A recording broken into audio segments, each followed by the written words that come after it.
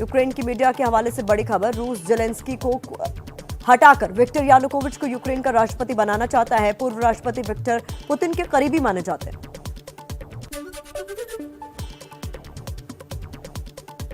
रूस के leak secret दस्तावेज के मुताबिक यूक्रेन पर हमले का प्लान 18 जनवरी को तैयार हो गया था और हरी झंडी मिल गई थी। 20 फरवरी से 6 मार्च तक चलनी है लड़ाई।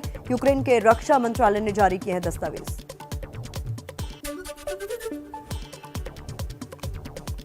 यूक्रेन में रूस ने तेज किए हमले। राजधानी कीव में रूसी सेना घुसने की कोशिश कर रही है। कीव समेत यूक्रेन के कई बड़े शहरों में बज रहे हैं सायरन।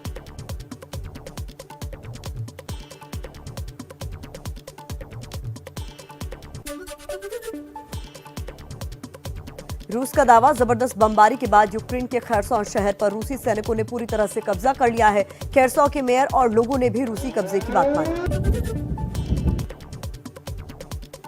यूक्रेन से युद्ध के बाद पहली बार रूस ने अपने सैनिकों की मौत का आंकड़ा जारी किया। कहा, यूक्रेन से जंग में अब तक उसके करीब 500 सैनिक मारे गए और करीब 1600 सैनिक घायल हुए।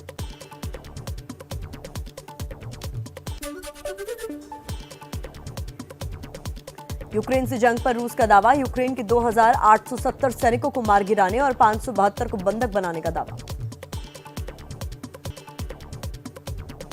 खार्किव की सिटी काउंसिल इमारत पर रूस की सेना ने हमला किया। बिल्डिंग पर मिसाइल दागकर ध्वस्त किया। रूस के रक्षा मंत्रालय ने अपनी सेना की तस्वीरें जारी की। यूक्रेन के युद्ध क्षेत्र में सक्रिय रूसी फौज के फाइटर प्लेन निगरानी करते दिखे। रूस के रक्षा मंत्रालय ने यूक्रेन के युद्ध क्षेत्र का वीडियो जारी किया। हालांकि तारीख और समय की जानकारी नहीं दी गई है, लेकिन हेलीकॉप्टर जेड साइन के साथ सैनिक काफिले के साथ है।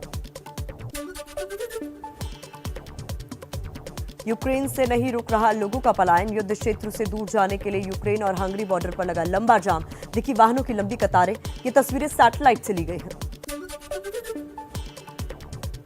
यूक्रेन के नागरिकों का पलायन जारी। अपने घरों को छोड़कर सुरक्षित जगहों की ओर भाग रहे लोग। तो रूसी सेना को रोकने के लिए लोगों ने राजधानी कीव के बाहरी इलाके में इरपिन नदी पर बना पुल तोड़ दिया। यूक्रेन से बीती रात और सुबह वायुसेना और एयर इंडिया के 5 विमानों से करीब 1000 छात्र देश लौटे। अगले 48 घंटे में करीब 5000 भारतीयों को लाने का प्लान। बहुत खुशी हो रही है। इंडियन गवर्नमेंट ने हमें मदद की, तो I am feeling very good.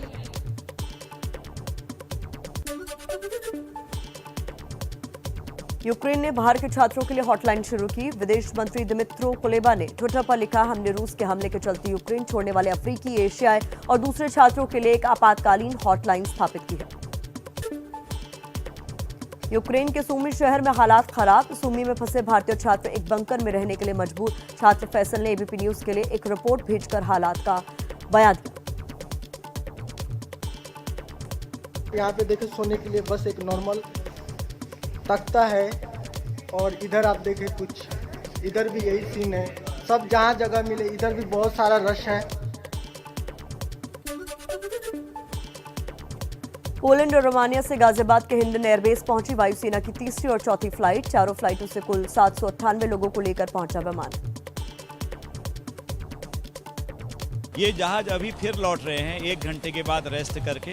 जब तक हमारा एक एक छात्र, एक एक अभिभावक जो उनके साथ है यहाँ नहीं लौटता है, तब तक ये कार्यक्रम हमारा लगातार चलेगा। यूक्रेन में फंसे भारतीय छात्रों को लेकर वायुसेना के 3 globe master C-17 Hindon airbase पर पहुंचे। रोमानिया करीब 200, हंगरी से 220 और पोलैंड से 208 छात्र लौटे। एक और ग्लोब मास्टर सिचुएशन है वो बिल्कुल भी अच्छी नहीं है और वहाँ पे स्टूडेंट्स को बहुत हेल्प की ज़रूरत है। जो लोग वहाँ भी रह गए हैं, हम बहुत थैंकफुल हैं कि हमें भी वहाँ से इवैक्यूएट किया गया।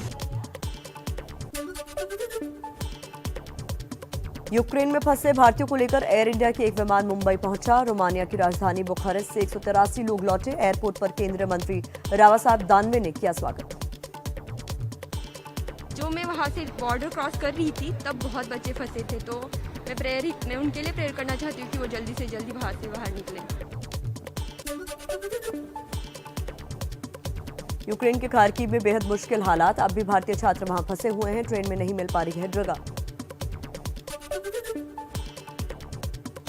यूपी में छठे चरण के लिए चुनाव के लिए वोटिंग जारी। 10 जिलों की 57 सीटों पर 9 बजे तक करीब 9% मतदान। हुआ। सीएम योगी की उम्मीदवारी वाली गोरखपुर शहर सीट पर भी मतदान।